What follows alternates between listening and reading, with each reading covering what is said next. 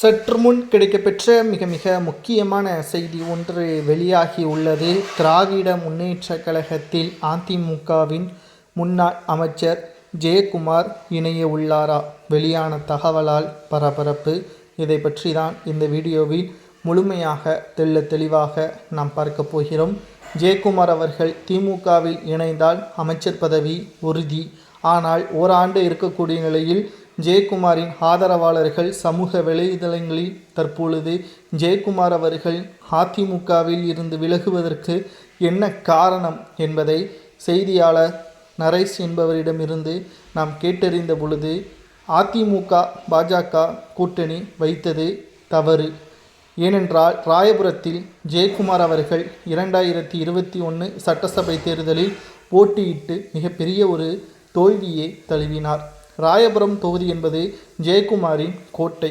ஆனால் 2021 சட்டசபை தேர்தலில் தோல்வியடைந்ததற்கு மிக முக்கியமான காரணம் பாஜகவின் கூட்டணி தான்.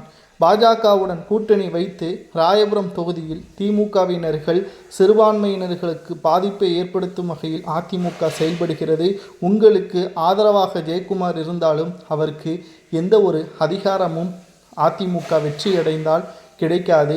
உங்களது தொகுதி பாதுகாப்பாக இருக்க வேண்டும் என்றால் அதற்கு திமுக தான் சரியான தொகுதியாக, வளர்ச்சியடைந்த தொகுதியாக மாறுவதற்கு திமுகவின் எம்எல்ஏ தேவை என்று திமுகவின் எம்எல்ஏ வேட்பாளராக நிறுத்தப்பட்டு வெற்றியும் அடைந்தார். இதனால்தான் ஜெயக்குமார் அவர்கள் இனி பாஜகவுடன் கூட்டணியே வேண்டாம், எனது தொகுதி மக்களுக்காக பாஜகவின் கூட்டணியை எதிர்ப்பேன் என்று தெரிவித்தார்.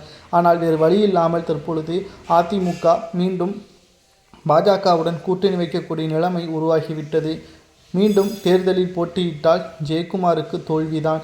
இதனால்தான் அதிமுகவில் இருந்து விலகலாமா அல்லது சுயேட்சையாக ராயபுரம் தொகுதியில் ஜெயக்குமார் அவர்கள் போட்டியிடலாமா என்ற தகவலும் தற்பொழுது அரசியல் வட்டாரத்தில் பரவலாக பேசப்பட்டு வருகிறது. மேலும் திமுகவில் இணைவதற்கும் ஜெயக்குமார் அவர்களுக்கு அதிக ஆர்வம் இருப்பதாகவும் தற்பொழுது கிடைக்கப்பெற்றுள்ளது.